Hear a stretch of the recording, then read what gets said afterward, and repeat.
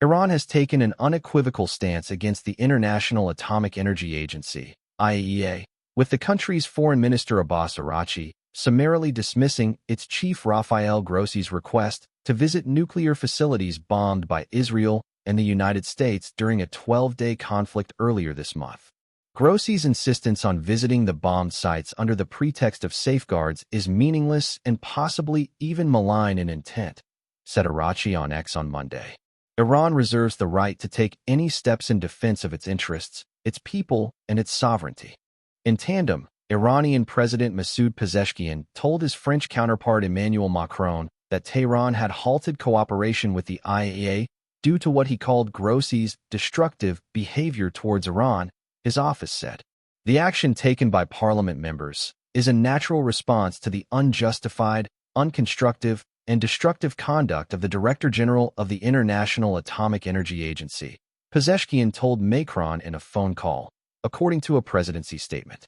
Al Jazeera's Rizal Serdar, reporting from Tehran, said the Iranian leadership is making it clear that the IAEA is an international body with defined responsibilities, and these responsibilities are not political but technical. But, he added, Tehran views the nuclear agency as an international body under immense political pressure from Israel and the United States. Iranian lawmakers on Wednesday voted in favor of a bill to suspend cooperation with the IAEA, citing Israel's June 13th attack on Iran and later strikes by the U.S. on nuclear facilities. Since the start of the conflict, Iranian officials have sharply criticized the IAEA not only for failing to condemn the Israeli and U.S. strikes, but also for passing a resolution on June 12 accusing Tehran of noncompliance with its nuclear obligations the day before Israel attacked. Anger of Iranian public opinion. In the meantime, France, Germany, and Britain have decried threats made against Grossi.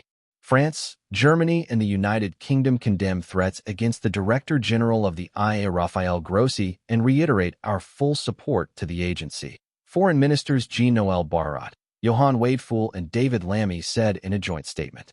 We call on Iranian authorities to refrain from any steps to cease cooperation with the IAEA, they added. We urge Iran to immediately resume full cooperation in line with its legally binding obligations and to take all necessary steps to ensure the safety and security of IAEA personnel. While none specified which threats they were referring to, Iran's ultra-conservative Kayhan newspaper recently claimed documents showed Grossi was an Israeli spy and should be executed. Iran has insisted no threats were posed against Grossi or the agency's inspectors. On Monday, during his weekly press conference, Iranian Foreign Ministry spokesman Esmail Baghai said the Iranian parliament's decision to halt cooperation with the IAEA reflected the concern and anger of the Iranian public opinion. He further criticized U.S. and European powers for maintaining what he described as a political approach towards Iran's nuclear program. At least 935 people were killed during the recent conflict with Israel, Iran's judiciary spokesperson Isker Jahangir said, citing the latest forensic data.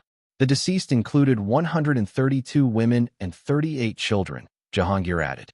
Meanwhile, a Qatari foreign ministry spokesman has said the country is involved in efforts to reach an agreement on the Iranian nuclear issue and a guarantee against a return to escalation by all parties. Pezeshkian issued an official apology to the Qatari people in a phone call to Qatar's Emir Tamim bin Hamad Al Thani after the targeting of Al Udeid Air Base, the biggest U.S. military base in the Middle East, he added.